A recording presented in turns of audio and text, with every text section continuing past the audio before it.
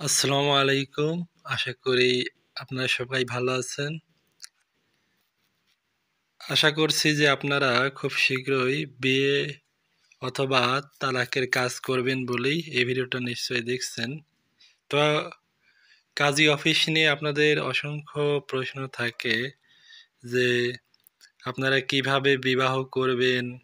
কোথায় বিবাহ করবেন, অনলাইনে বিয়ে করা যায় কিনা, হ্যাঁ, এরকম বিভিন্ন প্রশ্ন থাকে। তো সেই প্রশ্নগুলো করতে আপনারা আমাদের সাথে যোগাযোগ করতে পারেন। এরপরে আপনাদের প্রশ্ন থাকে যে কাবিননামা কে কে নিতে পারবে, কাজী অফিসে বিয়ে করলে অন্য কেউ কি জানবে কিনা, কাজী মারা গেলে কোথায় কাবিন পাবেন, কাবিননামার ফুল কপি কেন দেন না, কাবিননামা কে কে তুলতে পারবে, এরকম বিভিন্ন প্রশ্ন থাকে। এবং সবচেয়ে ইম্পর্টেন্ট প্রশ্ন যে বয়স কম, বিয়ে করা যাবে কিনা। হ্যাঁ, জন্ম নিবন্ধনের বয়স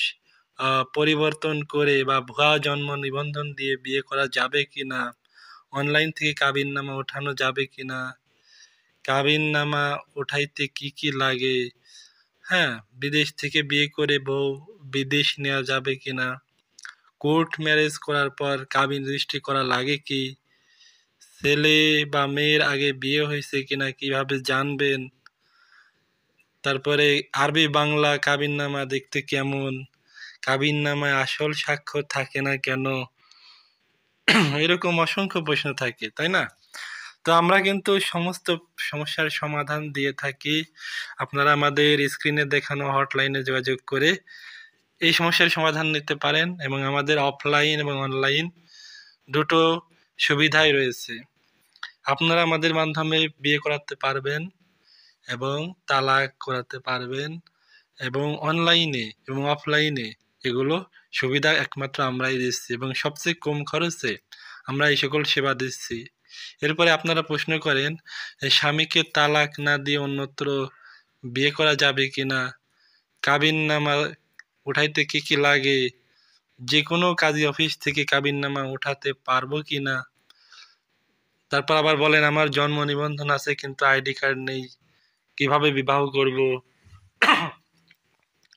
কাবিননামা কে নিতে পারবে, ছেলে নাকি মেয়ে, বিয়ে করতে কি কি কাগজ লাগে, হিন্দু ছেলেকে কাজী অফিসে কিভাবে বিয়ে করবেন, বিয়ে রেজিস্ট্রেশন করতে কি মা বাবার আইডি কার্ড লাগে কিনা, বিয়ের টোকেন হারিয়ে গেলে কি করবেন, বিদেশ থেকে তালাক দেওয়া যায় কিনা, বিয়ে রেজিস্ট্রেশনের পর কোনো নোটিশ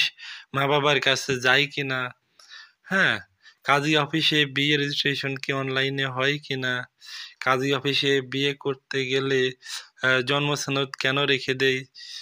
10 লক্ষ টাকা কাবিনে কত টাকা রেজিস্ট্রি খরচ, তালাকের বিয়ের কাবিননামা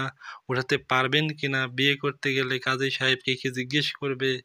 স্বামী তালাক না দিয়ে অন্যত্র বিয়ে করা যাবে কিনা, বিয়ে রেজিস্ট্রেশন কি অনলাইনে এন্ট্রি হয়ে যায় কিনা, কোনটা করা ভালো, কাজী অফিসে বিয়ে নাকি কোর্ট ম্যারেজ, পালিয়ে বিয়ে করার নিয়ম কি, কাজী অফিসে তালাক কিভাবে করবেন, বিয়ের খরচ কত, বিয়ের কাবিননামা কিভাবে তুলবেন, বিয়ে করতে কি কি কাগজ লাগে, কাজী অফিসে বিয়ে করতে কি কি লাগে এবং কত টাকা লাগে, স্বামী স্ত্রীকে তালাক দিলে স্ত্রীর অনুমতি লাগে কিনা, স্ত্রী তালাক দিলে স্বামীর স্বাক্ষর লাগে কিনা, এরকম অনেক প্রশ্ন থাকে। তালাকের কতদিন পরে বিয়ে করা যায়, বিয়ের কতদিন পর তালাক দেওয়া যায়, বয়স কম কোর্ট ম্যারেজ করা যাবে কিনা, বিয়ে করতে কি কি লাগে,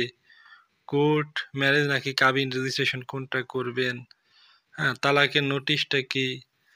কাজী অফিসে বিয়ে করতে কি কি লাগে, এরকম অসংখ্য বিষয় আমরা আলোচনা করে থাকি। আপনারা অবশ্যই আমাদের হোয়াটসঅ্যাপ নাম্বারে যোগাযোগ করবেন। ধন্যবাদ।